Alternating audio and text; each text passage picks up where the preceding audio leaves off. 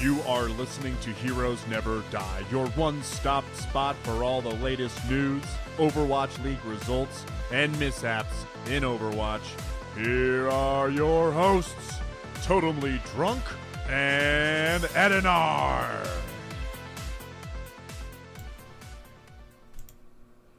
What is up, guys, and welcome back to Heroes Never Die, your one-stop spot for all things Overwatch. I am your host, Totemly Drunk, and tonight on episode 133, we'll be discussing the latest in Overwatch, Overwatch esports, and see what's buzzing in this week's hot community topics. But before I get into the news and introduce you to my co-host, I just want to take a moment to thank everyone who is hanging out with us on Twitch for our live show tonight, and of course, thank all of our repeat listeners. So, joining me tonight, as always, is my co-host, Edinar. And Ed, I'm hearing a little bit of reverb, just an FYI.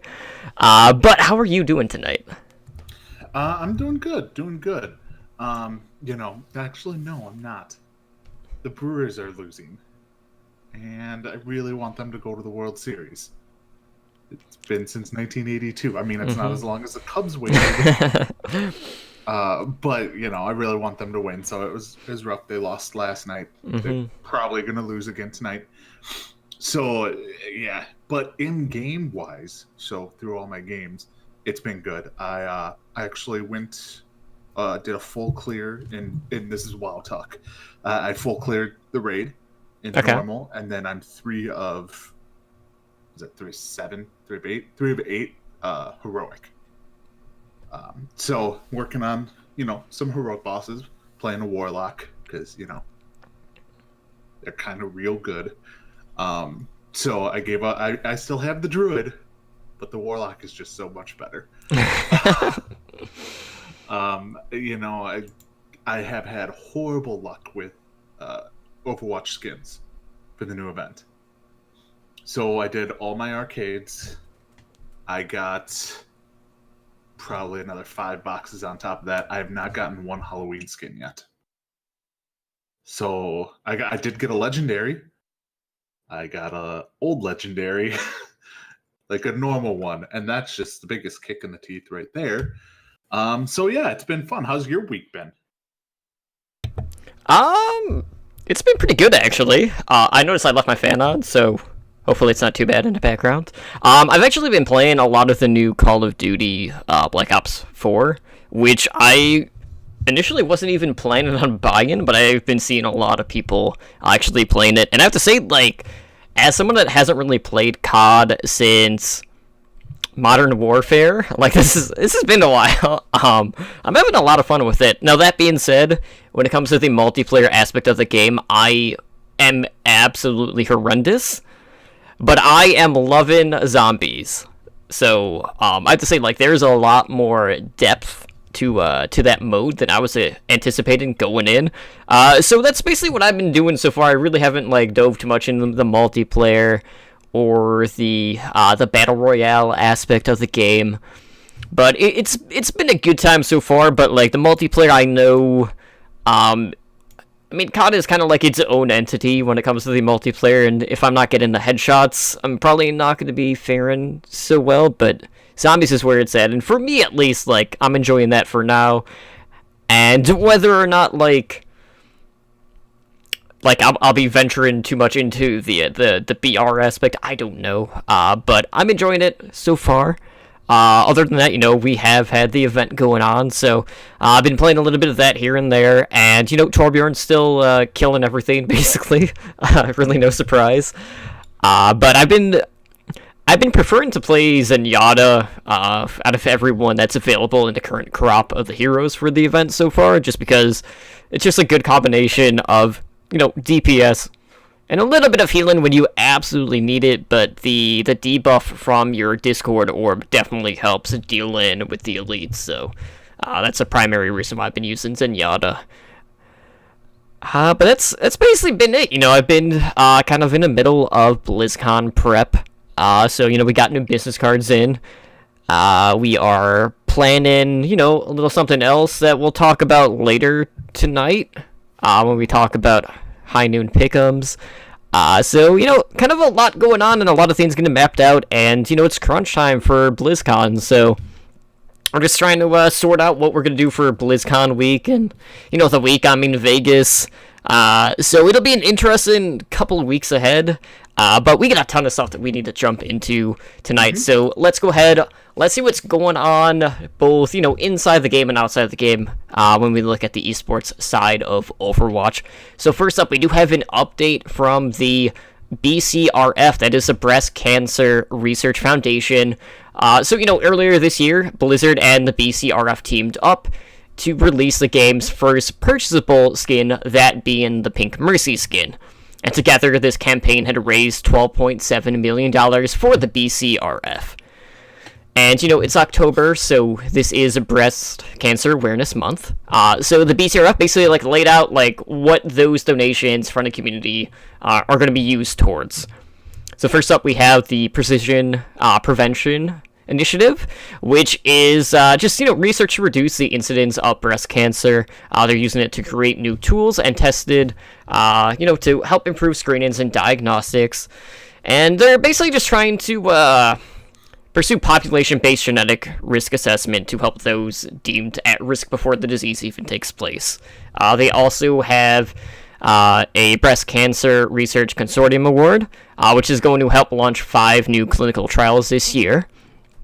So these trials are going to be conducted within a consortium comprised of 19 different medical institutions, as well as nearly 200 investigators, with a goal to accelerate new treatments for patients. And then we also have 25 annual BCRF research grants, which are going to go to 7 different research fields that focus on the diagnosis and treatment aspect. So it'll be distributed to 29 different researchers across 10 states, 8 different countries, spanning, 6 different continents. So all in all, I wasn't expecting to really get a follow-up from BCRF, so it's kind of nice knowing exactly where the money's actually going towards, rather than it just kind of getting funneled in. Yeah, usually you just hear about, we made a donation of this, we raised this much. Mm-hmm. We gave it to the organization. That's generally the last you hear about it. It's a nice little addition on top to know exactly where it's going. And they went really into detail on where it was going. Not they could have just gone, it's going into research and grants and leave it at that. And everyone would have been fine. It was nice that they did this. Now, the question is are they going to do this again? Are they going to bring it back? Or are they going to do a different one? And so on and so forth. Because, bringing it up like this again, telling us where all the money goes at the start of, Breast Cancer Awareness Month, leads me to believe that, hey, they might try and make this a yearly thing. Which I'd be more than okay with. So, yeah, it'll be interesting to see what they do there because, it's for a good cause. Absolutely. So, Pink Torbjorn will definitely be next. As the fans have deemed what they need out of necessity. But anyways, moving on, we do know that we have some new updates coming to the PTR. And this is coming from our dev and savior, Papa Jeffy Cap. Praise him. So we took to the forums to note that Roadhog changes are coming soon. Kaplan had noted that the changes are expected to hit the PTR this week. They haven't as of yet. And these changes were first mentioned back in September, but weren't ready in time for a prior PTR build due to animations needed to be adjusted. So Kaplan noted that these changes are more in line of, fine-tuning and balancing rather than a rework, which, I'm not too surprised by, but, there's been a potential leak about some of the changes that we might be seeing, but, when we look at Roadhog, it seems like just about, I'm not gonna say every time, but a majority of the, balance changes, Roadhog is tweaked in some way, whether it is, most of it's been hook-based, for one, because Hook has always had its issues, and, people didn't like the one-hit kill potential of Roadhog, and Hook doesn't feel good as a player. And, it's just an endless cycle for Roadhog, who really hasn't necessarily been in, the best of spots anyway. But when we look at this character as a whole, Edinar, what do you think could be some potential changes that we could be seeing to this character that might not be, you know, a rework design-wise? Well, for starters, I think they're going to... They said they couldn't get some of the mechanics in because of, you know, the animations and stuff like that. Mm-hmm. I'm assuming that has to do with the hook. The hook getting fixed, kind of like... Because the hook has been broken since day one? Since forever ago. Yeah, like, it's basically, it was like Reinhardt's charge in Ultimate. Like, just broken. Pure broken since day one. I think the hook is going to be changed and kind of fixed. I think they're going to do something... They have to do something with his gun. Because I think they want to... I think they're going to want to reward good Roadhog hooks more than, okay, you got the hook, then you have to hit these 2 buttons really quick to do the one shot on like a hook on a tracer or something like that. I think they could increase, because they had decreased the amount of like stun time between when you hook them and when they can do an action. They could possibly tweak that a little more. You know, they could do something about the spray of his weapon. Right. They could up the damage of it. You know, it's going to be fine tuning like that. He's not going to get new abilities, I don't think, because his kit is actually good. The numbers just aren't good, and he runs the fine line of, if he is tweaked too heavy, he will be ridiculously overpowered in the game. Because you already are seeing people switch off to him, and that's when he's supposed to be at his weakest in Overwatch Pro play. And like, he's considered probably the worst tank right now. Yeah, I mean, Orisa, you know, could be considered, but even she gets played more than Roadhog. But Roadhog is still picked because, you know, sometimes you just need that, you know, that meat shield. And you know, it could...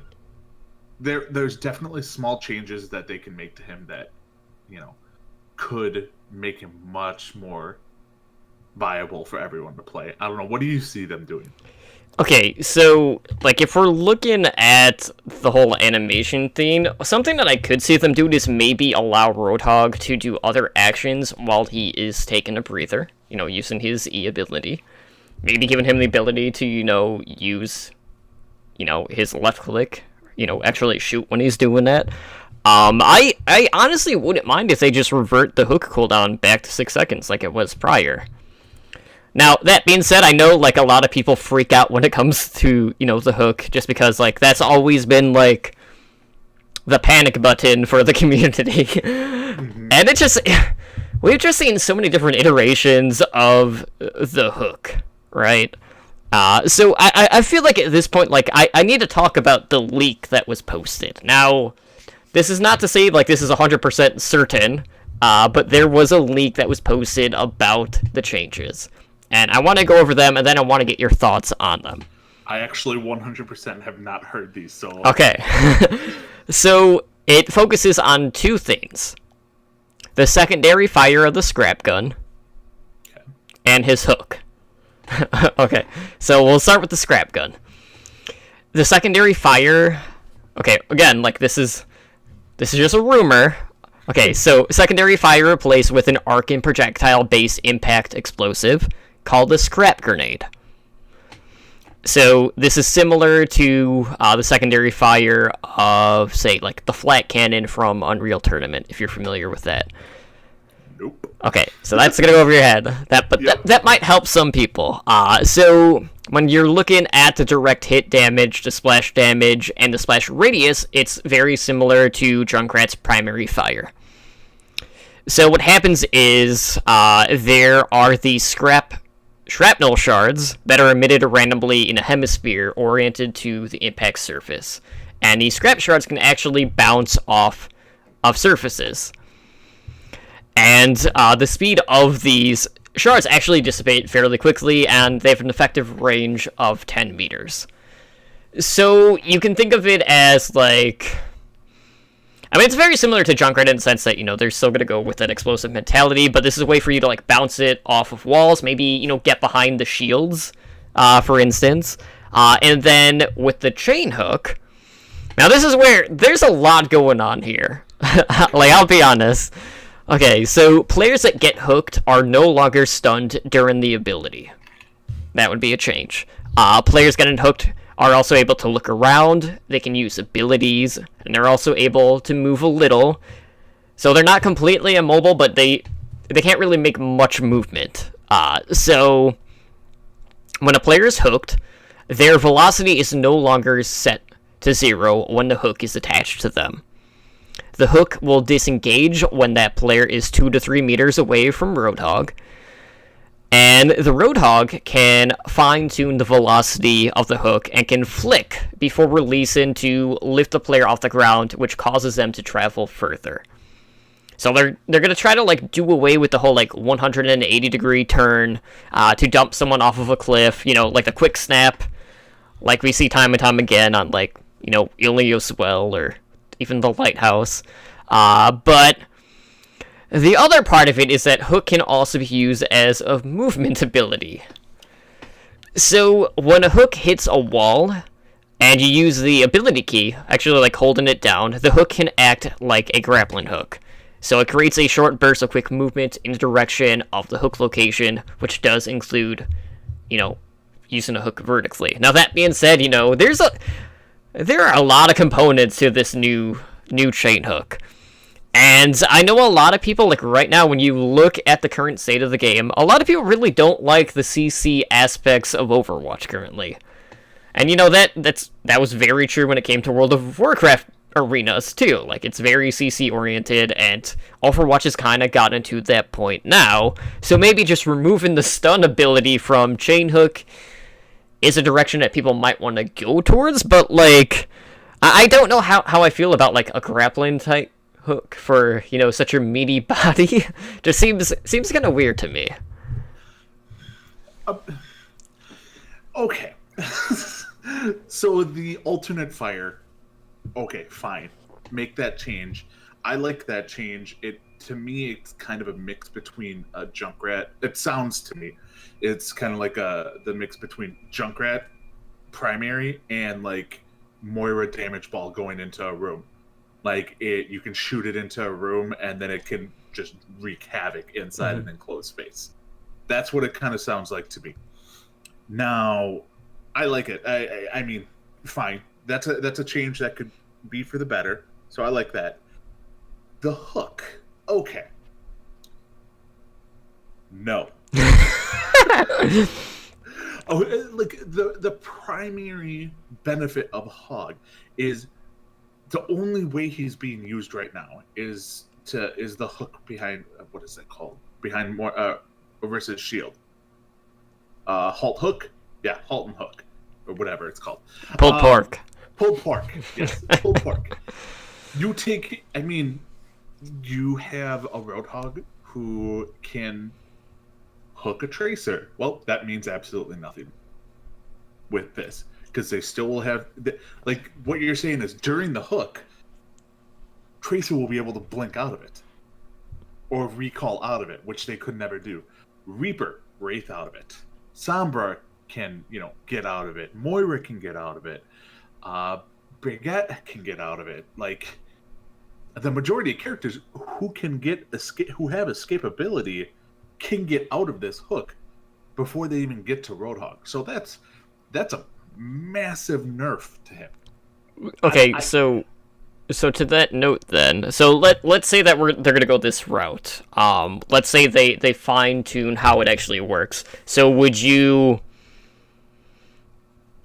make it so they're still able to move a little and still be able to look around, and then kind of like axe them being able to use abilities at that point? So they're still able to get a little bit of distance, but not the same amount of separation. Yeah, if they could not use any form of ability, okay, then I can maybe see it. But the way this is described, they can use abilities. Mm-hmm. And they can even turn around, so they can't get headshots, or less likely to get headshot. The only way I don't find this to be a nerf is if somehow they rework it that the hook can go through shields. Like, because right now the hook, like, it kind of like it's essentially a harpoon at this point. It, you shoot it and then it pulls you in. And I don't know if it's gonna just pull you in a little or pull you in all the way to the wall that it's hooked to. If it's only just a little, then I don't see the advantage of it, really. Right. Like, it would almost have to be, the entire way, and then Roadhog could be a flanking character. But is he a viable flanking character? No. Like, even if Roadhog got behind you and was shooting you, it's not like it's a Winston, it's a D.Va, it's a Hamster, any of the other flanking tanks out there. It's just like, oh, this is a nuisance. There's a Roadhog behind us, and he can't hook us. Like, he can hook us, but doesn't mean anything. Mm-hmm. Like, so if this stays true to the hook changes, his playability will probably plummet, because the hook is probably the most important aspect of Roadhog. Everything else doesn't matter. It's all fine tuning, different abilities. You play Roadhog for that hook, for that pull the tracer in, one shot the tracer, you eliminate them. You take that out of the equation, then gets 10 times less useful. So I don't know. I really hope this is not the changes that come through, because it is not going to be pretty if these actually are the changes. Unless for some reason that alternate fire is the most game-breaking alternate fire in the game. It's like, oh, you get hit with the shrapnel, it does 150 damage. Okay. Mess with the hook all you want. Yeah, I mean, the new Tor alternate fire is pretty good. And for those watching on Twitch, I did link the Reddit thread about said changes. But again, these are just rumored on internal builds. We'll see whether or not these are actually going to be the case. But, like, for me, like, this scrap gun secondary fire seems pretty cool. So I definitely want to see how this is going to get, brought into the game. And, it kind of... we've been seeing, some abilities actually starting to bounce off of walls, more so, with the Molten Globules, with the new Molten Core and a Claw Arm. So, who knows? But, chances are we're probably going to be hearing about whatever the changes are within, a couple days, tomorrow. Maybe a week. Most likely tomorrow. I mean, usually that stuff drops on a Thursday, so we will keep you guys, in a note in regards to that. We'll tweet it out. But anyways, BlizzCon is right around the corner, and Blizzard finally released this year's floor map. So, I don't want to, go too heavily into this, but I do want to make a few notes. One, there is no Jinx booth this year. And I bring this up for one sole reason, Edinar. The fact that there are more Ultimate hoodies going on sale next week on the 24th. One of which is Pharah, right? And I was like, okay, I'm going to BlizzCon. I cannot buy this right now. I'm like, okay, I'll pick one up at BlizzCon. Surely Jinx is gonna have a booth, right? Nope. So, I mean, is it confirmed that they won't have, or is it just not? It's confirmed. Like, they did tweet out that they do not have a booth at BlizzCon this year. So other than that, there's some other stuff. Okay, so obviously, the World Cup will be taking the center stage for Overwatch. That'll be held in the arena again this year. We have the Overwatch demo area being in Hall A. There's a ton of stuff in Hall A, which is right before going into the arena. So there's an ESPN booth, which I'm sure will be there to cover, the World Cup.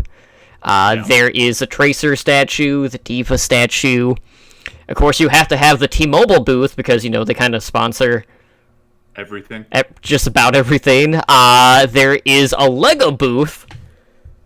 So who knows? Maybe we might be seeing some of the new sets at this point. You never know. There's the Overwatch sign-in area. There's the payload tour for Overwatch as well. That's making a stop. That's kind of in between Hall A and Hall B. But on top of that, there's also a Nerf booth that is going to be in the North Hall in level 2. So, you know, like, obviously, a lot of the announcements for Nerf Rivals and the LEGO stuff has been pretty quiet lately. But I have a feeling, like, we'll be getting our, first real look, not just, like, a picture of these new models that are coming out, or new guns for, Nerf in that case. Do you get to shoot them? I can only hope. They need to have, a shooting gallery, like the training range. Oh, a Slambo won't be there. I was going to be like, you get to shoot Slambo. But what I can do is I can throw business cards at him. Sure. I'm sure that's the exact same. No. If only. Mm-hmm. Now, you were saying which area doesn't have anything right now? Well, there's some, kind of, empty spaces here and there. But, I know, a lot of people are, hyper, buzzed about whatever Diablo's gonna announce. They basically flat out today said, guys, hold your horses, it's not Diablo 4. They're like, pump the brakes! It's not going to be that, so whatever the Diablo announcement is going to be, it's not Diablo 4, so, maybe a remaster? Which would incite riots. The only thing is I'm looking at this, and I know we're Overwatch podcast, but the Diablo demo area is insanely small compared to every other demo area. So if they don't have much Diablo 2 or Diablo 3 demo area, then I can't imagine they're going to get anything new. Because, all right, so here's the other thing. It actually says Diablo 3 demo. Mm-hmm. Not Diablo demo. It's Diablo 3 demo. So yeah, it could possibly just be remastered. That being said, though, in the past, there's been stuff that's been kind of tapered off too. Mm-hmm. Like Overwatch, for instance. True. You get in there and there's going to be a part closed off. We'll find that out real quick. Mm-hmm. So I don't know. It'll be fun. It's nice to see. It's nice to see all this illustrated for me, since I can't actually be there. Mwah, mwah, mwah. Maybe next year. I'm hoping next year. And then we can do Vegas after. Yes. Then we can do Vegas after. Good times. But anyways, moving on. I definitely have to note this because it does kind of tie into the podcast. And in a way, I mean, I guess that's a good question. I will tell you.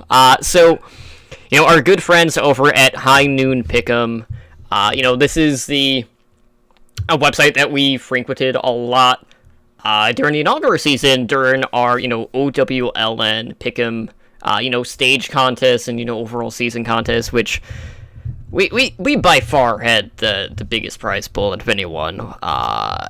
Maybe not, the most people overall, but, we definitely had some pretty good prizes.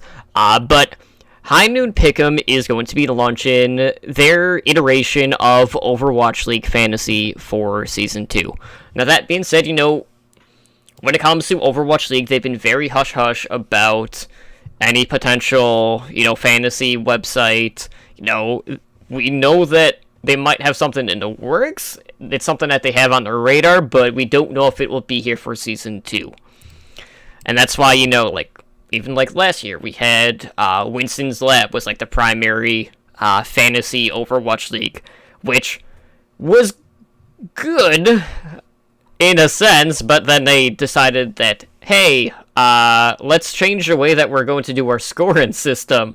And they did that multiple times, and that pissed a lot of people off.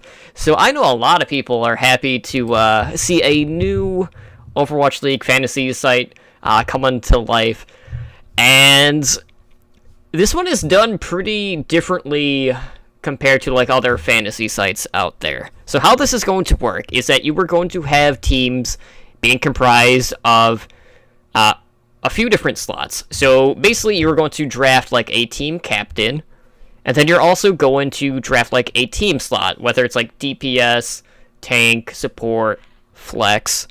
So let's say you have the LA Gladiators DPS. Regardless of which DPS is in, you're going to be getting that points for that position. So you don't have to worry about like, well, what if one of the bench players comes in? You're not going to be getting like 0 points because, Surefour isn't playing. And I'm just going to use that as an example, not that Surefour is actually going to get subbed out. But that's besides the point. He might. Given some of the moves, but anyways. So basically, how this is going to work. There's going to be a draft. So in each round of the draft, a player is going to claim a team category. So like I mentioned, DPS, support, tank. And each round of the draft, a player will draft a captain. So you're going to be building your team and changing, a captain each week before matches start. Points will be assigned based on the performance of each player. And I know they haven't really gone too much into the actual scoring details, but each week, you'll be doing a head-to-head, so, you'll be going up against one opponent in your league, and then your record will be based on how you were ranked within the league, with overall points being used as a tiebreaker. So, Ed, you and I, we do a lot of fantasy sports stuff. I primarily do football and hockey. I haven't really touched too much baseball. I've done it, like, once. The problem with baseball I had was there were way too many games, which I kind of had an issue with hockey as well, which is why I stopped doing that, which is normally why I stick to just football, because I can manage, like, multiple leagues and not really have to worry about it, as opposed to having to check. It's like 12, 13 games. Right. As opposed to, hey, I should probably check every single day. So, you and I both have a very big interest in Fantasy Overwatch League. Obviously, we talk a lot about Overwatch and the Overwatch League. So, down the line, say January-ish, we will be launching another podcast on the network. Whether I do it on the H&D feed or the OWLN feed or a completely separate one, we haven't decided yet, but we are going to be doing a Fantasy Overwatch League podcast. So we're working on the format and all that stuff behind the scenes. But I feel like having a third person would definitely add a lot to that. So if anyone is very fluent in fantasy sports, loves Overwatch League, esports, please reach out to us, and we'll see what we can do. But all in all, this is a very different take to fantasy. I like the idea that you don't have to worry about, two-way players, bench players, things like that. It's more simplified in a sense that, you're just drafting the actual position and not players for said position, from a player-to-player basis, which is really different from the norm. So I'm really curious to see how this is going to play out, but I'm all in. I hope Matt does great things with this, and this is going to be separate from the Pick'em side, which we'll still be doing. We'll probably even do, our marquee, picks for the big games, things like that each week on that podcast. But I want to get your thoughts on just the fantasy aspect of the Overwatch League and where you think things are going to be heading here as the Overwatch League continues to grow. Okay, so when you talked about fantasy, so you do football and you do hockey. I do football, baseball, basketball, and golf. Yes, I do golf. Now, I have been in leagues. I've done football and baseball that have kind of done the same thing. So that they're trying to do with the high noon fantasy system. Like, you draft the New England Patriots running backs, and that's your running back core, or such and such team's wide receivers. I've done that. Same in baseball. You draft a team's pitchers, not individual pitchers. Okay. I've done these kind of leagues. And the one thing that is going to be very interesting is a lot of people in Overwatch who are Overwatch League fans look at it and be like, hey, I want to take Surefour and Hydration. Or, the example here for Flex. Super and Nemix. Great flex. Super is a phenomenal flex. I wouldn't take San Francisco. Here's the reason why. It's all on what classification that they want to go with. So, for instance, I looked this up. Did you know who the flex players are for your Soul Dynasty? Guido, if we're talking about last year, see, it wouldn't be Toby. Ryu Shihan would still be support. Well, that's the thing. Like, Exactly. here's the issue comes with the definition of flex, because when you're thinking of the Zenyatta player, that's technically flex support. Yes. No, it's all on what he decides to go with the definition. So right now on the Overwatch League website, Ryu Hong is flex. Okay. So is Zumba. So okay, let's take Soul Dynasty's flex team. Because you get Ryu Hong, who is going to be playing probably every match. Same with Zumba. So you're getting double the amount of flex play from drafting Soul Dynasty over, let's say, the San Francisco Shock. Okay. So it's stuff like that. Just because a player is great in actual Overwatch League does not make them great in actual fantasy Overwatch League. And that's the difference that we really have to go into. By the way, Jonak is listed as support, not flex. Which is another weird thing too. Yes. Because of what I mentioned. Yes, but I call it the Blake Bortles syndrome. Blake Bortles is a trash tier quarterback. He is not a good quarterback. Mm-hmm. But he's a good fantasy quarterback. He really is. Like I think it was 2 years ago, the Jaguars were crap. Didn't make the playoffs, barely won any games. Blake Bortles was the number 3 fantasy quarterback that year. Last year, Alex Smith, not a good quarterback. Game manager, number 4 fantasy quarterback. You should have told Slambo and Bob to, plug their ears before you said that. It's just the truth. Right. It's a matter of, some of the Shanghai Dragon players last year would have been great fantasy players. So, okay, so that's what you have to take into account.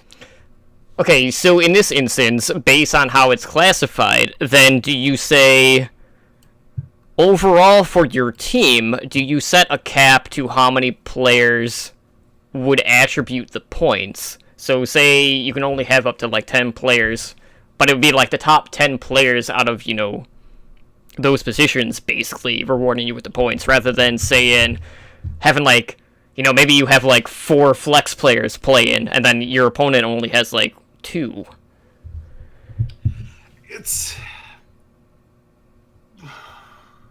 You could do something like that. Now, what you can do is, and I hate to do this, is get rid of the flex position altogether and include flex. No, that would cause the same problem. Yeah, you'd almost have to cap it on the number of people in that category for that team to be able to score per round. Yeah, unless they just classify every tank as a tank, every support, even if they're a Zenyatta player, as support. I mean, or he can actually go in and be like, these players, despite what's on the Overwatch League website, these players, like Ryu Hong, support, not flex. I'm just going to put him as support on our site, and for tracking purposes, that's going to be that. And then it brings into another dynamic of, people like Kareev. Kareev plays literally every position. We had Ryu Kong last year. And what do you do with and Tank Moo. And Tank Moo. You have all that stuff. And that's all stuff that, obviously we'll talk about when we start our fantasy podcast. But it's honestly, it's going to be one of those things where you're going to have to take all that into account. And some of these top picks are going to surprise you. Like tank play, Muma and Cool Matt, probably, Muma's a great tank. Better fantasy tanks out there than Muma. There just are. I honestly, who would be a phenomenal fantasy tank if he's actually still playing? Fraggy. He won't be, though. He won't be, but like that aggressive tank, he's gonna get you, gonna do all that kind of stuff. So like that's the kind of fantasy player you want. So yeah, it's gonna be interesting how the scoring system works out for all this. Absolutely. We'll definitely be in touch with Soul Drink in regards to this too, so we can give him a little bit of feedback, because I know he's always looking for, just a little bit of feedback on the format and things like that. But anyways, that's something to look forward to here in the near future. Obviously, we still doing work behind the scenes on that, and we're both really looking forward to that. And obviously, we'll have a league for the community. So once we have the website up, once they have the website up and we have some details on how it's all going to work, we'll lay all the groundwork for you. Maybe we'll even do a live draft, on one of the podcast nights. Who knows? You're only going to get so many leagues. Right. Because I would imagine you can't have more than probably, you probably have 10 teams is probably the max you want for a, the Overwatch Fantasy League for drafting purposes. So, we'll probably be in a couple drafts. Absolutely. But anyways, let's move on. Let's talk about what's kind of like buzzing within the community right now. So first up, let's get the big one out of the way. This has been something that has been driving the community insane, because there's one particular team, Vancouver, who has been extremely hush-hush. And there's been, a pretty popular team kind of linked to said expansion franchise. We do have an update on Runaway. So, we do know for a fact that Runaway are Overwatch League bound, which, no surprise, given the team's history. And the team's manager announced that the team's full roster was signed to an undisclosed, I'm going to use air quotes, Overwatch League team for the second season. Now, these transfer fees for the players was settled back in September, and there's been a lot of talk about maybe someone trying to play chicken, someone might try to rope him in, or someone might get a bad deal. The rumor mill has been a crazy circuit these past couple of weeks. That's not the case. This was settled back in September. Now, Flower Vin believes that when you're looking at the salaries, it's going to be on the higher end for the Overwatch League. The players are very happy with the deals that they have signed, but we still don't know whether or not the Runaway staff are going to be signed to that same team as well. And, Runaway being fan favorites out of Korea, they just won the last season of Overwatch Contenders, which was a long time coming after they were, making deep runs in virtually every single tournament that they were in. And as I said, all signs point towards Vancouver when it comes to the Landon spot. Because, we've been hearing talks about, other sign-ins, some other, sources, rumors, basically. And Vancouver is really the only spot right now that seems to fit the bill. But that being said, I'm glad to at least know that for sure this is going to be happening.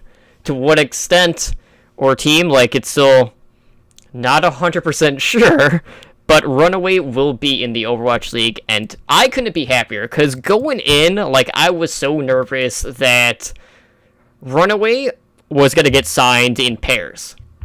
They weren't going to get signed with the group, just because of the transfer fees. I was nervous, one team wasn't going to put in that much money towards, a certain team. They were just going to spend heavily in, a couple of players, a couple of key pieces, and then, try to fill in the gaps, basically. But that seems to not be the case, and, that just astounds me. I did not expect that in the slightest, and it's only a matter of time now before we get the Vancouver Runners. Okay. Here's where I am not going to say a popular opinion. If this is in fact Vancouver, which it most likely is, stupid move. Not to sign them, but what has been proven in Overwatch League, buying whole teams is not the way to go. It's not the way of the future. We might as well call them the Vancouver Fuel. I hate to put it like that, but you're not getting the success. Like, even the Spitfire kind of had a little bit of a mix and mash team, a little bit. New York Excelsior had a full-blown team previously. They didn't win it. They're the only example of, a team coming in and being at least successful. Right. And I mean, they're better than the Runaway. They just are. They're better than them. They've proven that. It's just one of those things where every other team is doing a mix and match team. I don't see this working out for them. I just don't. Like, they're a good team, yes. But just signing a whole team and being like, okay, we're not going to put in the effort of doing trials. We're not going to put in the effort of trying to find the right talent. We're just going to sign the best team, the best tier 2 team out there, and then just hope they're the best team in the Overwatch League too. Like, no, you need to have people mesh together. And I think they're going the wrong way about all of this. Now, I could be wrong, and I probably will be wrong. But it's just, nothing has been proven to me in the Overwatch League saying that buying just a whole team works out well. Because the majority of the time we saw, it does not work well. And, the most successful teams before the Overwatch League started were complete and utter failures in the Overwatch League once it was all said and done. And the most successful teams are the teams who integrated different play styles, teams that never would have thought to have played well together, play well together. You're looking at the Valiant, the Fusion, Gladiators even. Like, it's just a huge mishmash of players. So good for Vancouver for making the biggest splash. I just don't think it's going to be that beneficial to them. Okay, here's my counterpoint to this, and I'm gonna take my fanboy pants off. Okay, so when you look at those other franchises, Envious, Lunatic High, I'm not really gonna throw Kondu Panthera and GC Busan in there just because it wasn't the same level of history, for lack of a better term. When you look at the history of Overwatch, those two teams, Envious and Lunatic High, both had instances where they were not the best team, and they were beat by up-and-comers, and they were kind of shook, basically. Whereas with Runaway, this is a team that, regardless of its iteration, regardless of who's been on the team, they have consistently gotten deep in these tournaments, and yeah, it might have taken them a while to actually get that big win, but their level of consistency on LAN play far exceeds what Envious and Lunatic High did, because even Lunatic High, kind of going into it, they were losing to a very young Element Mystic team during some of the smaller tier 2 Korean tournaments. And there were multiple times where another up-and-coming team, like GC Busan for that matter, just had their number for 19 consecutive maps. I mean, so there are these anomalies that do happen that definitely took their toll on what people would consider to be these powerhouse teams. Now, that being said, am I cautious about Vancouver and Runaway? Yes, but that's more me talking as a fanboy and seeing how it unfolded with Lunatic High, but I feel more confident in the ability of Runaway in its current state than I did with Lunatic High and Envious at the time of their sign-in. Yeah, I mean, it makes sense. It's just, and I do hope I'm wrong. It's just, I've been wrong before. I've been burned by pre-made teams coming into the Overwatch League, so I'm very bitter about all of this. Okay, now so the other thing to note is you're also buying one of the biggest esports franchises, essentially one of the biggest fan bases. So yeah, the Dallas Fuel might not be the best team. Oh yeah, no. But they're one of the most popular teams out there, and it'll be the same case. I'm not talking about the Fuel. I'm talking about the other bad team from Florida. Mm-hmm. Yeah, they hurt me many times, and they were basically, it was all road. Mm-hmm. So yeah, it's just, yeah. I hope I'm wrong for all the Runaway fans out there, but yeah, cautiously optimistic would be kind of like what I'd go at. Yeah, cautiously optimistic, but we'll find out in a week, because they said they're going to host an unveiling party. That's Toronto. Toronto, whatever. They're all in Canada. It's not the same. I know there's only one road in Canada, but you just can't mesh all the Canadian towns together. That's not how that works. Do you think Nickelback is just going to play there, like for the unveiling party, like Nickelback and Bryan Adams? I mean, I think the venue said they only have like a max capacity of 300, which would probably be about right for a Nickelback concert.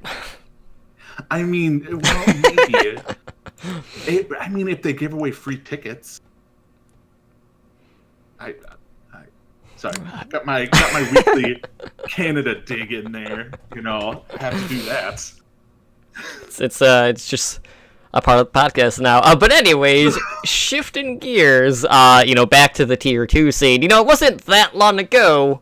Really, it just felt like just yesterday that we were talking about, a certain EU team and their decision to just waive the player buyout clause. And we're like, you know what? That's pretty cool of them, right? Well, there's been some things that have surfaced. And, there's a lot been going on behind the scenes with Eagle Gaming, who were the Contenders EU champions. Now, one of their players, Nox, took to Twitlonger to post, about some of the stuff that was kind of going on behind the scenes, and he did announce his retirement from professional gaming. And he basically just flat out said, Eagle Gaming had ruined the hopes of a team of talented and motivated players. Now, I've had my issues with Tier 2 and organizations just being complete asshats. And, this is just going to be another case of that.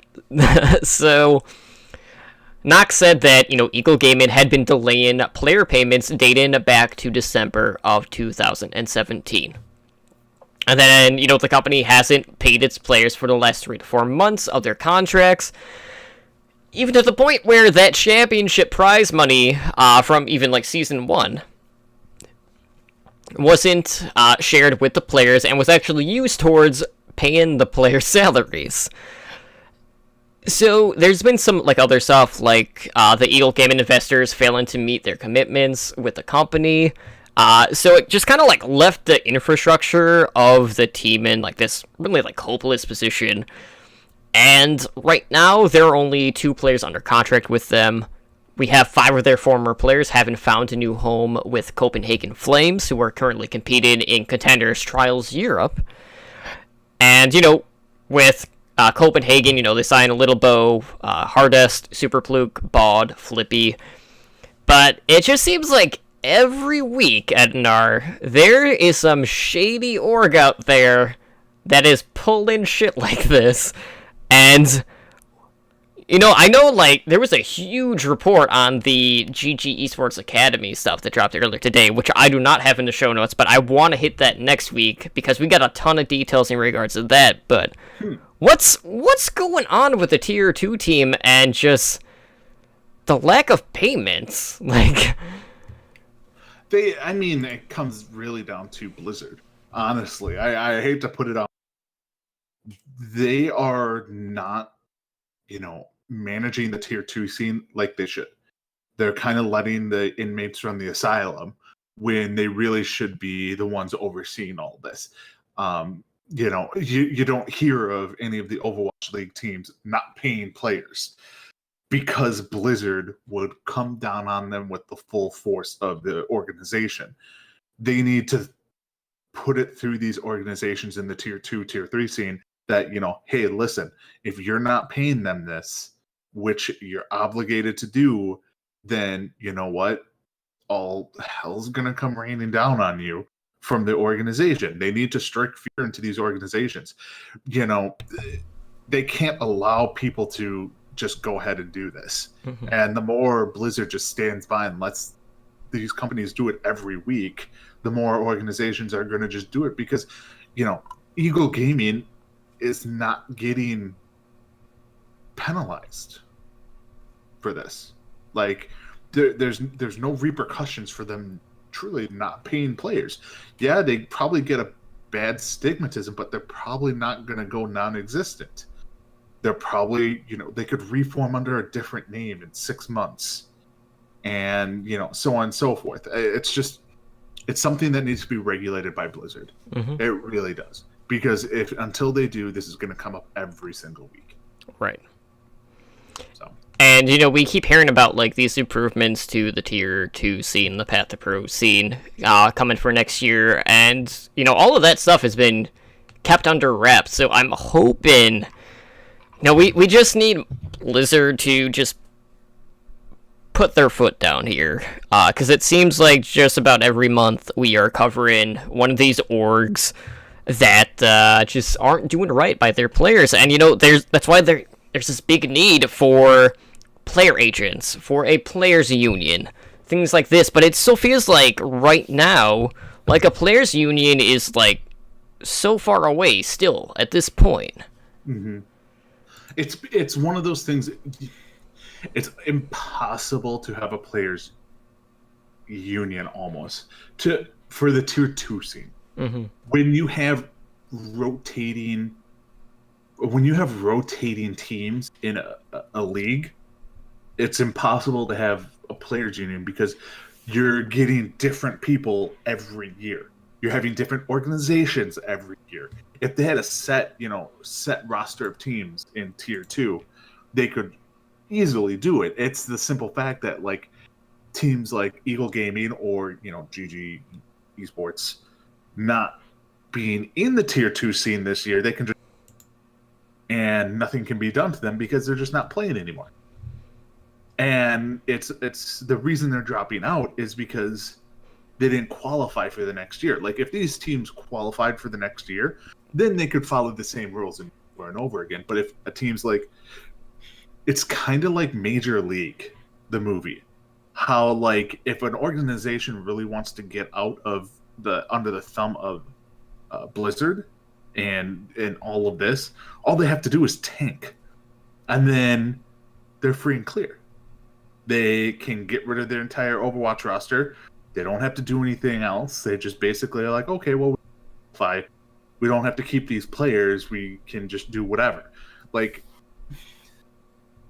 the actual Overwatch League could go unionized, but I think the only way the Tier 2 scene gets better is if they get agents. Mm-hmm. If some of these players get agents, which they need to do. And a lot of them are being taken advantage of. They really are. People like Sugar Free. Like, we bring them up weekly. We'll bring him up again here in just a few minutes. Like, people like him, he needs an agent because he can go out there and invest in his future. Because he could go out there and get a 3-4 year contract guaranteed from a team right now. But there's no incentive for teams to do that. And it's just, Zachary.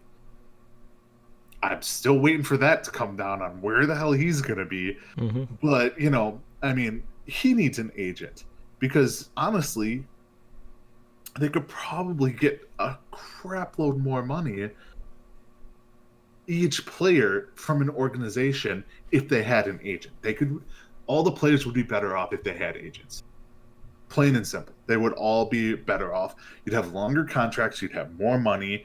You would have people like Seagull still in the league if they had contracts, because it's not just about money.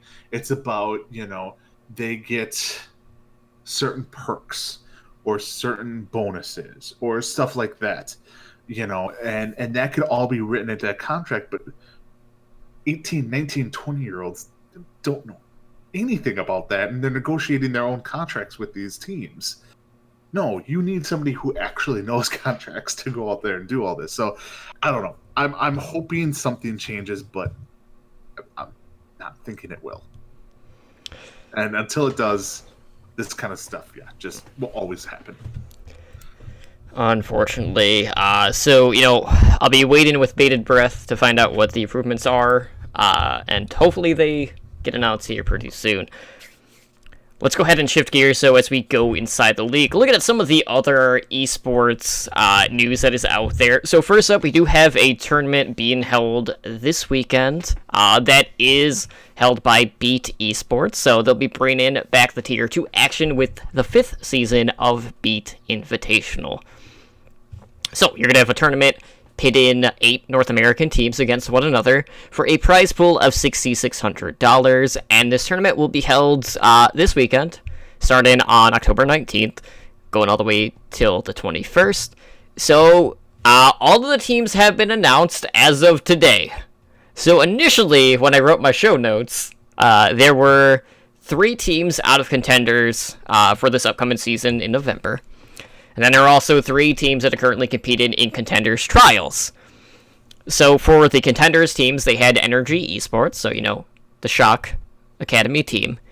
Toronto Esports, no, not Toronto's Academy team, Boston's Academy team. I know that's going to confuse everyone, that's just the name of the org. Blame them, not me. And then Last Night's Leftovers, who were the team that was getting strung up by GGEA. Also, the home of Sugar Free. So, all of them have guaranteed spots in Season 3 contenders. And when we look at the Trials teams in this tournament, we have Sky Foxes, who, last time I checked, they were at the top undefeated in Contenders Trials. We have Second Wind and Bye Week, who, if you listen to the back cap, we had dubbed Free Win. Now, I haven't really been watching too much Bye Week since then. I don't know if that moniker has changed. But we'll know for sure after this weekend. So, this is a double elimination tournament, the finals being best of 7. It will be casted by ZP. The second caster has not been announced yet. Traditionally, it's been Jason Kaplan alongside ZP for this. And when I wrote the show notes, none of the teams that were in it had won the Beat Invitational. Well, fast forward a couple hours after I finished the show notes, maybe an hour before we started recording, they did announce the final 2 teams for the Beat Invitational. The first one being everyone's favorite team that runs triple tank, triple support. Boo. Not really. Boo. I mean, boo, yeah, but he's booing the team too. No. I'm not. I'm anti-goats. Yeah. 100%. It is goats. And then the other team is Phase 2. Now, it is important to note that goats did win Season 4 of the Beat Invitational, besting Energy Esports in the grand finals. Now, that being said, there's no Fusion University this year. That was the team that won it in Season 3. But all in all, I am very conflicted with this tournament because, one, we have our boys LNL in it. So that's an automatic, I'm rooting for this team. But, Energies looked good. But they don't have Rascal. So I'm really curious to see how they're going to look now. Toronto Esports, Cruz got signed by, not officially, I don't think, to Paris. One of the expansion teams. LNL's looking pretty intact, but who knows, do you feel like the player mentality in LNL is shot after this GGEA deal kind of, fell through? A little bit. Yeah. It's just, it's hard to, you talk about, okay, so for Energy Esports, they don't have Rascal. They don't even have 6 people on their team. Who are they going to field? Oh, side note, they also release Rob 420. Today, yeah. This was a couple hours ago. So who's even playing for them? It starts in 2 days. They don't have a full roster. That's a good question. I have no idea. What's going to happen there? Obviously we want LNL to win. I'm speaking for you, but I know you want LNL to win. And they're mostly intact, but man, they have to just be after all the GGA stuff kind of went down the crapper. They're playing out of spite, I think, at this point. Like, they just want to prove to everyone, like, you know what? Everyone should be wanting to sign us right now. Everyone should be wanting this team. Mm-hmm. And we're going to prove it to you by winning the Beats Invitational. Plus, they have Sugar Free. And, I mean, Sugar Free is probably the best player in the Invitational. I'll just say that right now. You could make the... I mean, DCOD, the tank on LNL, is probably the best tank in Beats Invitational. You know, and then you got Sugar Free, who's the best, probably DPS, and then you have Dogman, who's probably one of the top couple support in the Beats Invitational. Like, it's, you know, it's going to be interesting to see what happens, because I know Goats is kind of, their whole roster is basically just a rotating like door, isn't it? Like, they basically sign a new person every few weeks. I think Boostio's on that team now. There's been a lot of movement, but what I will say is, like, Sky Foxes and their new roster, based off of what I've seen in trials, has been looking very good, and that is a mixed roster now. And, you know, you do have people that are playing from Korea, some people that are playing from basically all over the world, so I'm curious to see whether or not that's going to affect them. But, you know, even though they're a trials team, out of the three, that's by far the scariest team, at least from the trials side of it. But, you know, if I'm LNL, I'm basically looking at, like, well, we've already knocked, you know, one Academy team out. Let's show up another two while we're at it. Right? I mean, the matchup I'm looking is actually going to be Goats versus LNL. Because I want that Sugar-Free Boostio showdown. Like, that's like, it's like one of those DPS showdowns. You're just like, oh, this is going to be good. Mm-hmm. So, but yeah, no, it'll be interesting to watch this. It'll be interesting to see if NRG is like, hey, here's our roster, by the way, before this all goes down. Or if they are like, hey, some of our players from our main roster are actually going to be the two-way players. It's been like, hey, here's our DPS player, Baby Bay. Mm-hmm. Crap. Or like, they just won't submit a roster, and then everyone will get a free win. It's also possible. Maybe Sinatra can go down there. I don't know. That's part of that. I mean, maybe down there he'll learn not to triple blink engage. Well, I mean, Tracer is good against the Goats comp, isn't it? Oh, totally. Yeah, it's a win-win for everyone if that happens. Moving on, there was this tweet sent from one of these expansion teams, and I hope you watched like the short video that they did, because it was, I'm not gonna say it was haunting, but like it really makes me curious about how exactly this is going to play into the Brandon, if at all. So the team in question was one of the new Chinese teams, you know, one of the three new Chinese franchises, that being Guangzhou. So it's important to note we still don't know any Brandon for any of the 8 expansion teams, other than Atlanta Airports. You know, that's what it's gonna be, or Peaches, mm-hmm. one of the two. But basically, Guangzhou had, you know, they went to Twitter, they released like this short video calling out all the teams, letting them know that, you know, they were coming, basically. And the video basically like shows like these crashing waves. You know, they got like a creepy lullaby playing in the background. And the organization noted, like, the name for this brand was not going to be based on an animal. So that being said, Ed, is the brand going to play into this video at all? Like, where do you think this is leading towards? The Guangzhou Tsunamis. Yeah? It has some kind of a ring to it. Yeah, there's some sort of storm going on, and maybe, you know, there's some sort of Cthulhu monster in the they're the abyss. Oh no. Wait, maybe Slambo isn't with Atlanta actually. Yeah. but no. If they're into the abyss, I mean, then they only will show up every well, if they're into the abyss, then they're basically just calling out to nobody at that point too. Exactly. I mean, it has to do something with their name. one way or another. But it could be, it's literally like water and waves and stuff like that. Like, you could go any of like 30 different names, and no one's any more right than the next person when they do it. I just went with tsunamis because first thing that popped into my head. So, but I mean, yeah, it has to do something. It's, should be interesting. They could have done a little bit more trash talk. I mean, they list it's like Dear New York, Dear Boston, blah, blah, blah, blah. Rest up.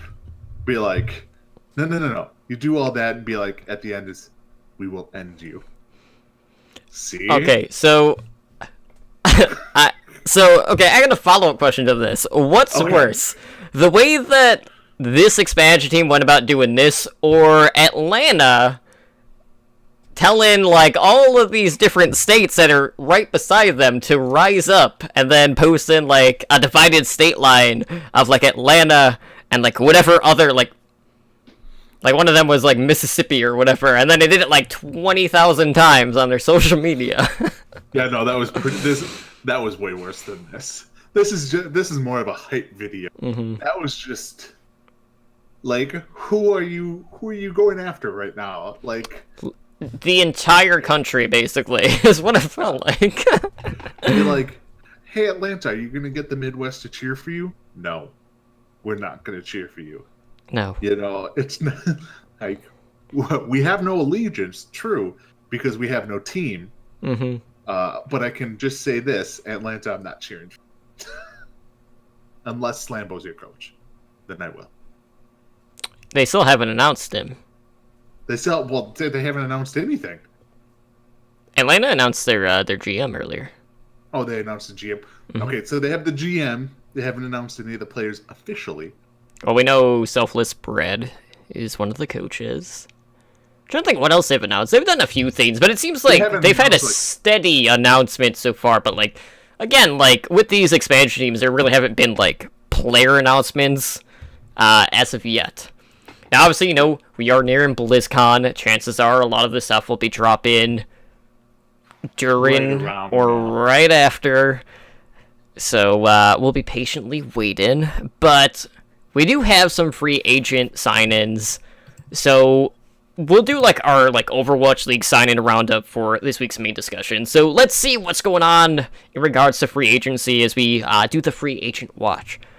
So, circling all the way back to Florida, that disappointment that just lingers, deep down, Ed. They have signed 3 players. Now, again, all of this is pending, league approval. But what this does point to, right, is a fact that Tavik is, in fact, 100% confirmed bus driver kebab getter role for the Mayhem. And why is that? It's because the 3 players that they are signing are all Korean. So you have a support player in Chris, DPS player BQB, and tank player Swan. So you have Chris and BQB, both having played in Contenders Korea. Chris was part of Meta Athena, and he's been in the Korean scene, during Apex, later rebranded to, Contenders. So he's been there since 2016. BQB had been playing for X6 Gaming. That was back last year, 2017. And, with that team, he won Contenders Season 1 Korea, where they swept the Cinderella story of O2 Ardiant.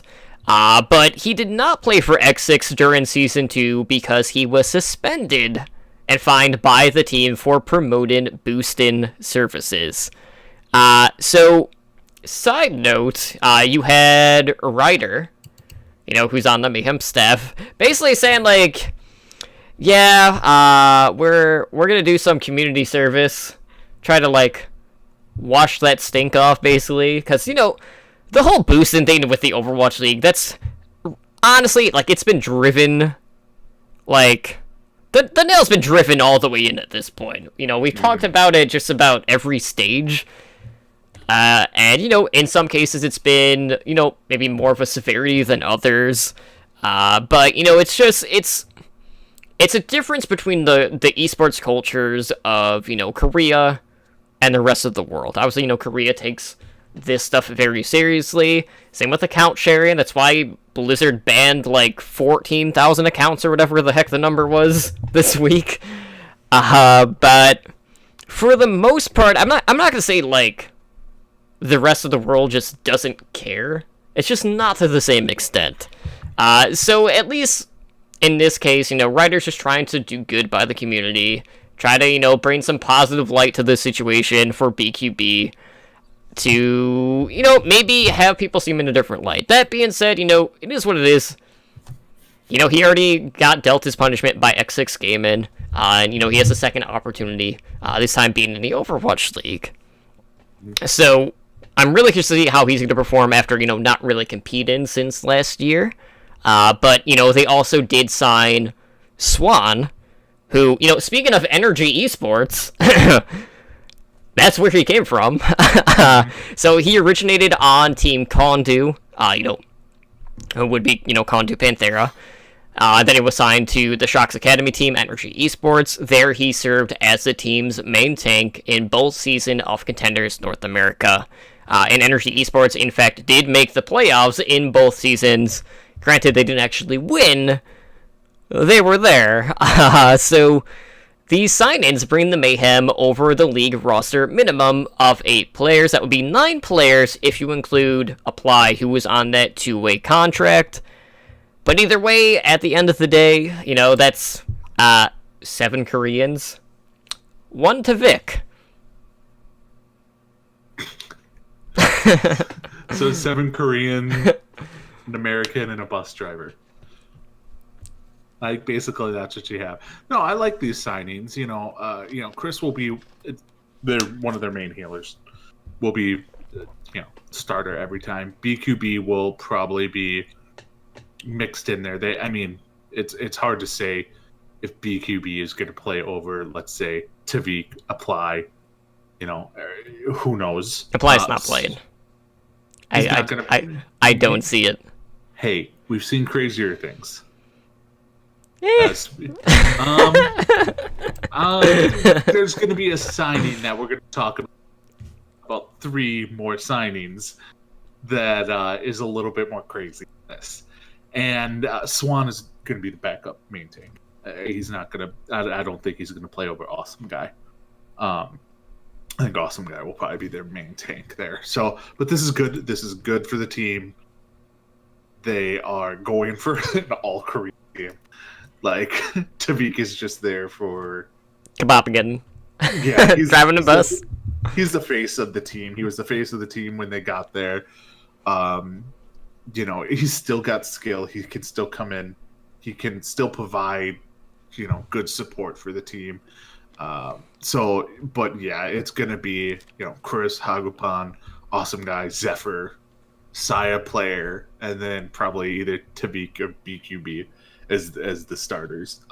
So it's a way better team than they had last year.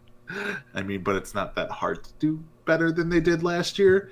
So it will be interesting to see it. It will be very interesting to see how this team actually pans out. Because I don't think it's a bottom of the barrel type of team.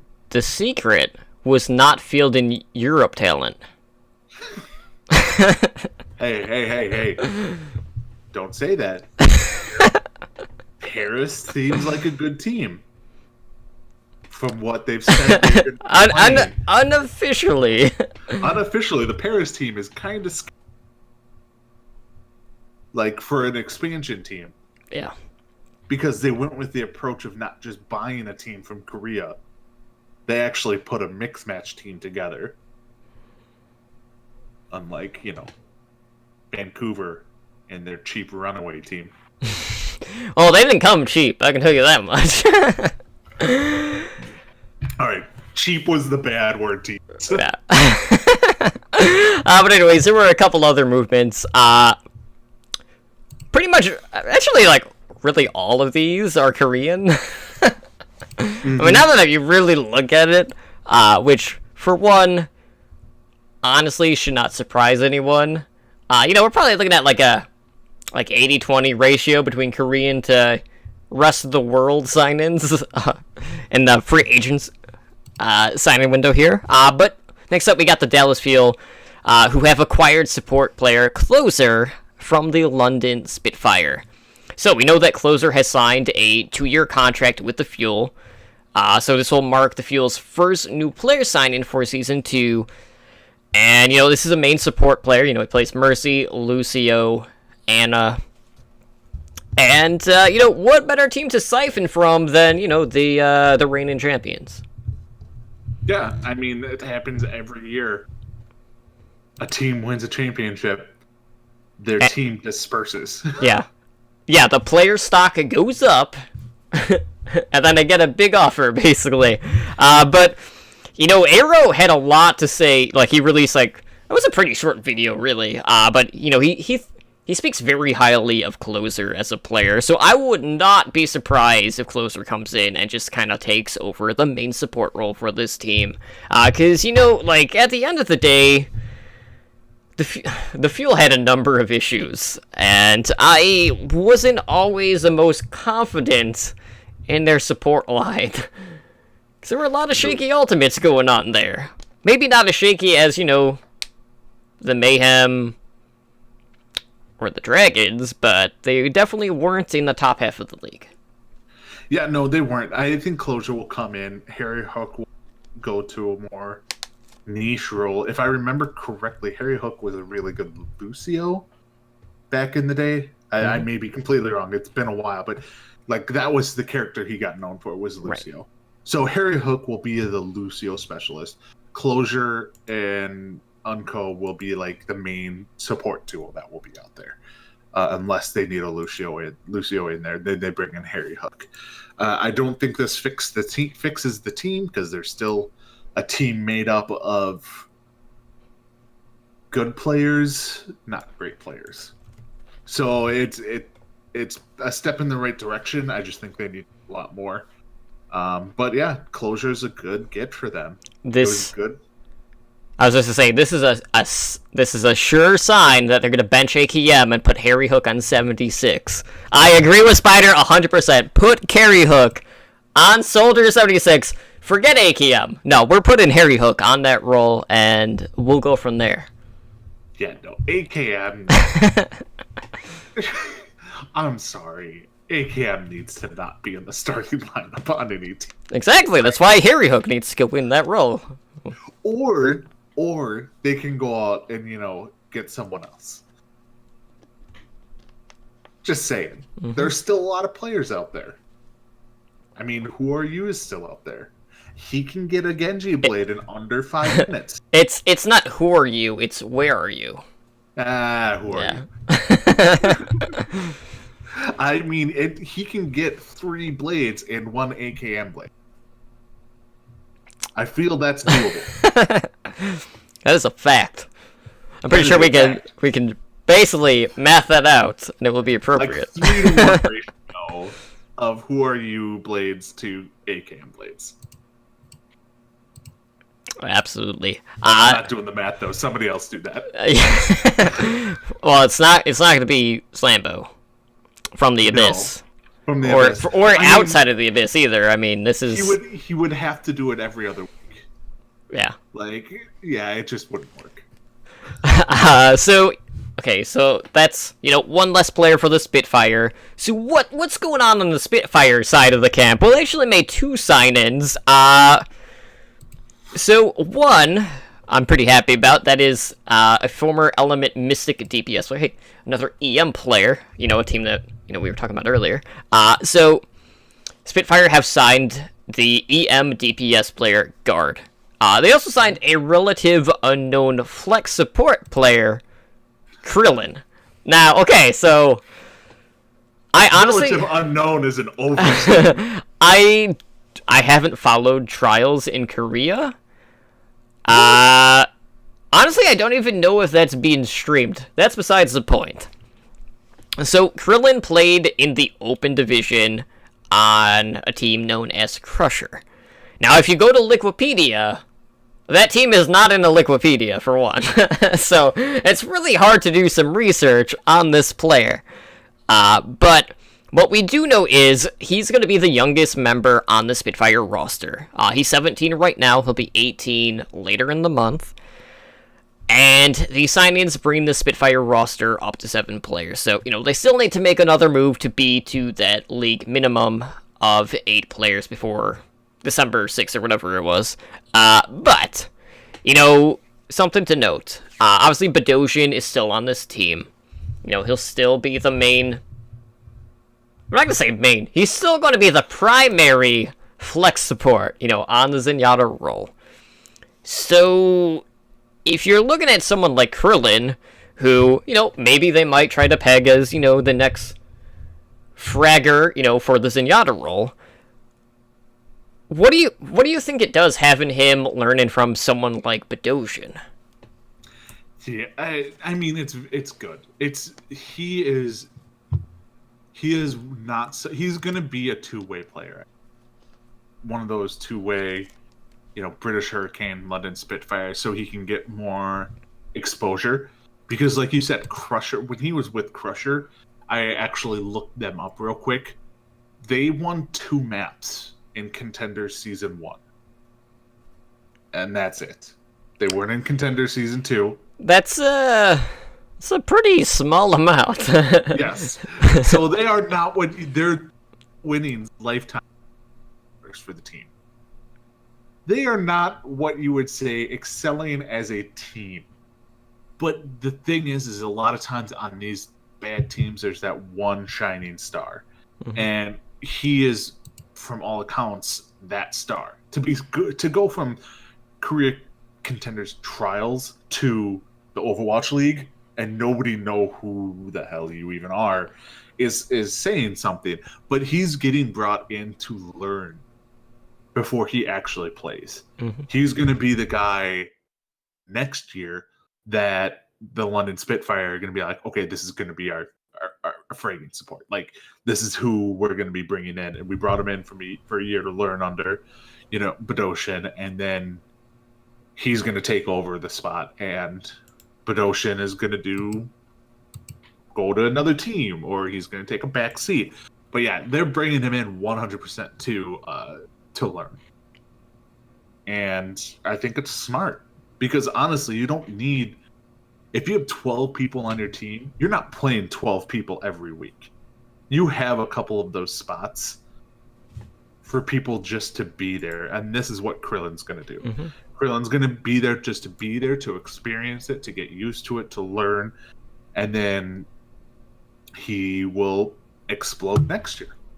And I'm thinking more from a fantasy aspect.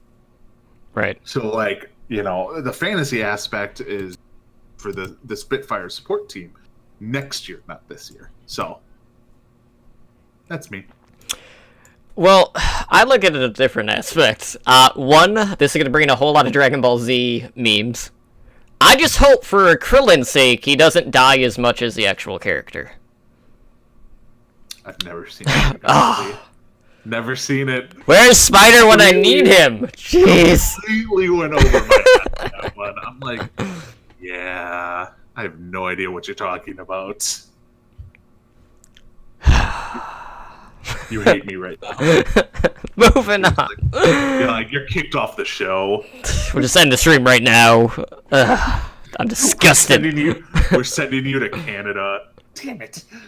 Yeah, to the one road in Canada. The one road in Canada to listen to Bryan Adams and Nickelback play. Mm-hmm. And eat poutine. Mm-hmm. The hell that is. But anyways, we had one more sign-in that did occur. This dropped earlier today, and that is that the Fusion have parted ways with Hotba, trading him to Guangzhou. A team that we were talking about earlier, the ominous tweeters. So for one, this is the first sign that we know of for this expansion team. And when I think of Hotba, when I think of Season 1, the thing that I immediately go to is the fact that this is a tank player that at times was flexing onto Tracer, and he was just run-shotting through some of these Overwatch League Tracer players. The most prominent one probably being when the Fusion played the Boston Uprising on Volskaya, which was Boston's map. That's the one that they were undefeated on. And Hotpa just ran shot right through Striker, and that gave Uprising their only loss on that map.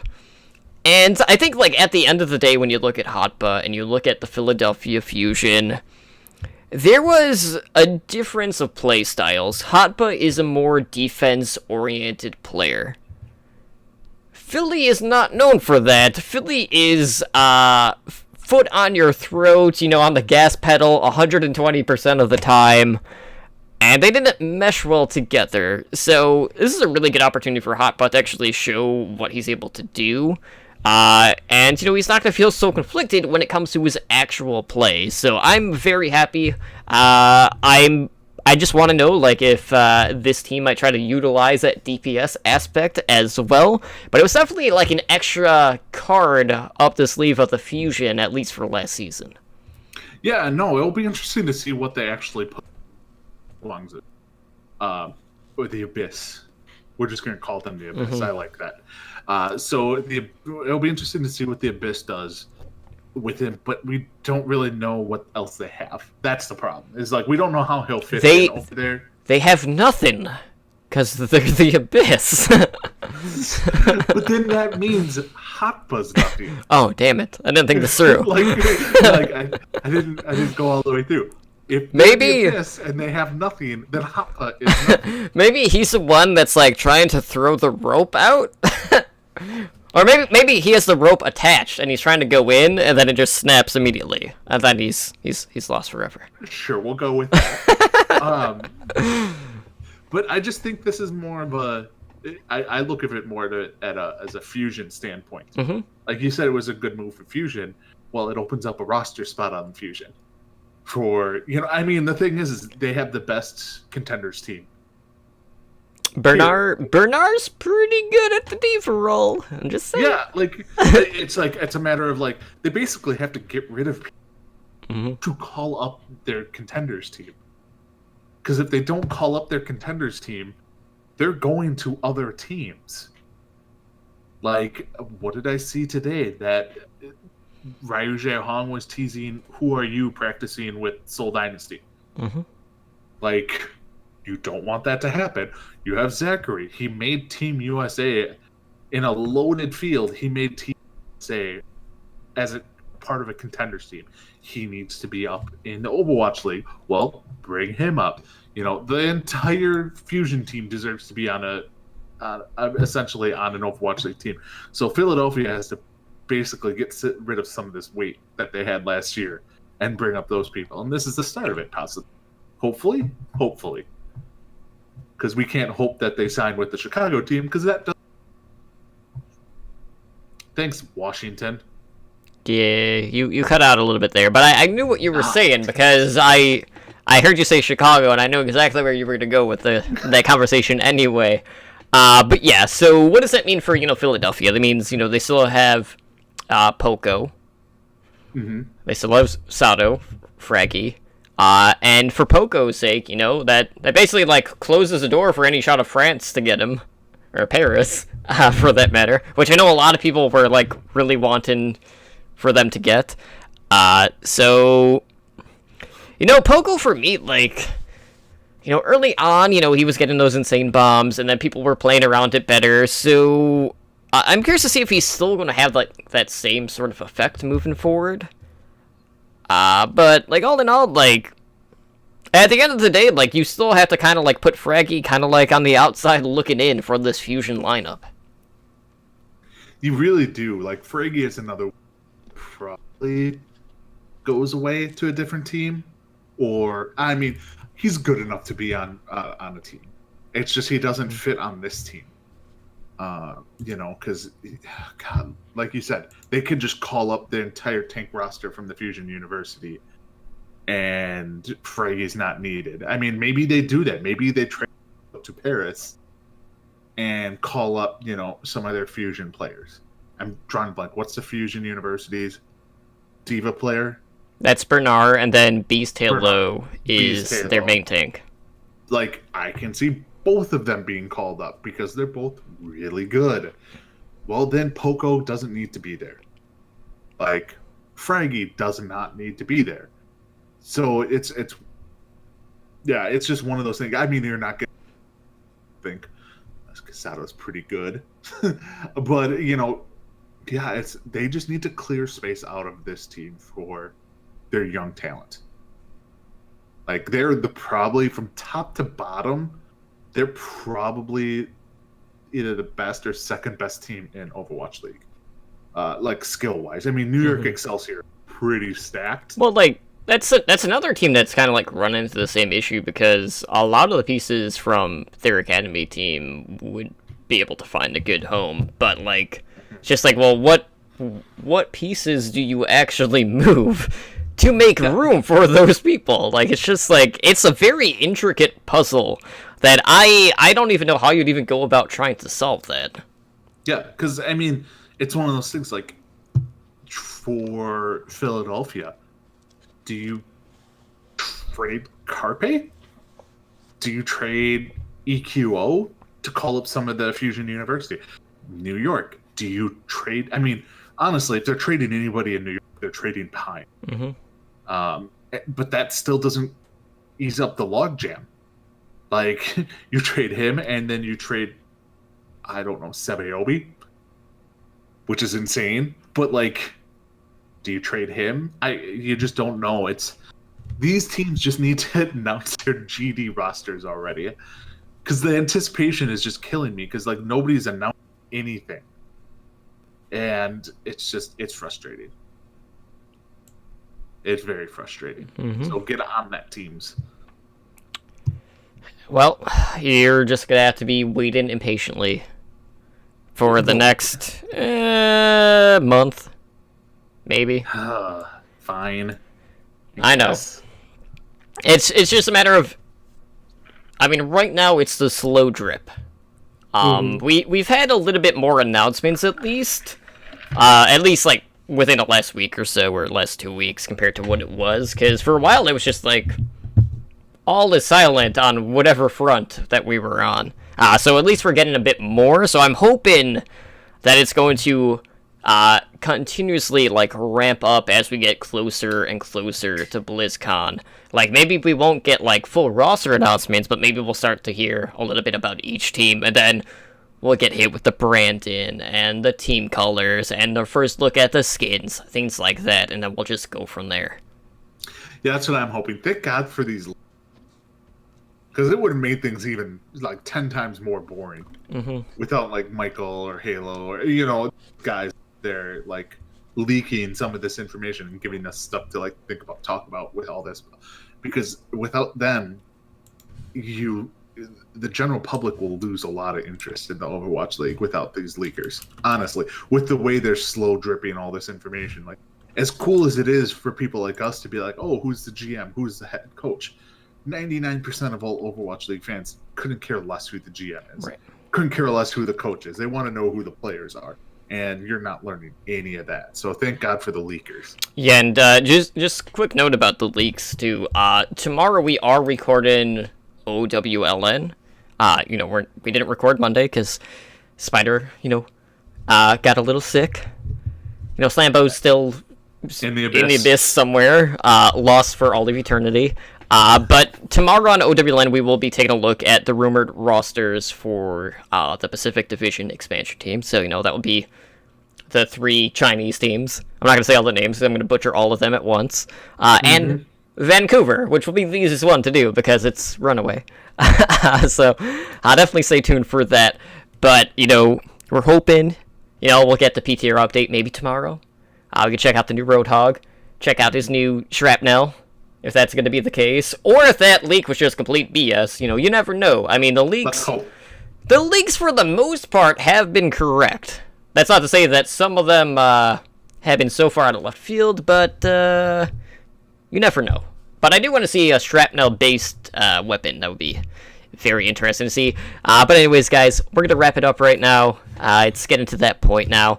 So if you guys want to help us out, one of the best ways to do that is to leave us a review over on iTunes. We're always looking for ways to improve the show, so, you know, Let us know how we're doing if you want us to discuss anything on the show as well. We're always looking for topics. We do have BlizzCon right around the corner, so again, I'm going to plug Con Before the Storm. That's Thursday, November 1st at the Hilton Anaheim. I mean, primarily, you should go for the Overwatch panel, which is at 10 p.m. It goes for an hour, 4th floor of the Hilton.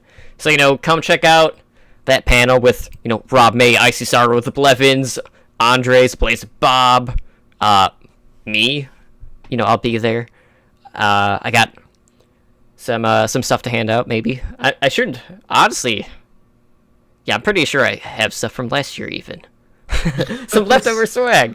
I got way too much to pack, because I'll be gone for 2 weeks, but that's besides the point. So, we have Overwatch Recall, that is our podcast directory. Also, the third podcast on our podcast network, which last week we did, our news recap. This week we'll have an interview with to be determined. I'm working that out. But, check out our website. You can find the weekly listens of the podcast episodes on there, as well as the podcast directory. But Ed, there's a number of ways that our listeners and viewers can get a hold of us, so why don't you let them know about that? All right. Well, you can reach us at email at hndoverwatch@gmail.com. You can reach us on Twitter at hndoverwatch. We do have a website. It's the owlnshow.com. We are streaming presently live on Twitch at twitch.tv/owlnshow. We are a Twitch affiliate, so you can come support the show by subscribing to our Twitch channel and unlock our network emoticon. So thanks again to everyone who has been watching the shows live and interacting with the chat. If you'd like to catch us live, we do broadcast 2 nights a week for the shows. The Overwatch League Network is generally Mondays at 7 p.m. Pacific, and then Heroes Never Die is on Wednesdays at 5 p.m. Pacific, and then host streams are usually held on Thursdays and Fridays at 7:30 p.m. Pacific. So come check those out. You can reach us on Discord at discord.me/OWLNshow. And then we do have a YouTube channel, youtube.com/c/Overwatch League Network. I'm going to say that again because I screwed it up. youtube.com/c/Overwatch League Network. So come check that out. If anyone out there is interested in possibly being a third host for our Fantasy Overwatch League podcast, reach us on one of those. You can also reach out to me personally on Twitter at EdinarOverwatch. Totem, where can they reach you? Well, I am on Twitter at TotallyDrunkCTR, and of course, all the podcast ones. And if I'm live on Twitch, which is really only during podcast nights and Thursday nights, it'll be live here on this very channel, which you're hopefully at now at twitch.tv/OWLNshow. But guys, that is going to do it for us here tonight on Heroes Never Die. Again, this has been episode 133. I am Totally Drunk, joined by Edinar, and we will see you back hopefully tomorrow for a special Thursday edition of Overwatch League Network, followed by potentially, I don't know if this is 100% certain or not, but, Thursday's normally my host stream, so, we might do some stuff after, so, no promises, but stay tuned for that as well, but for now, guys, have a good night. Have a good one. Thank you for listening to Heroes Never Die. Be sure to follow us on Twitter at HNDOverwatch and join us on Discord at discord.me/OWLNshow.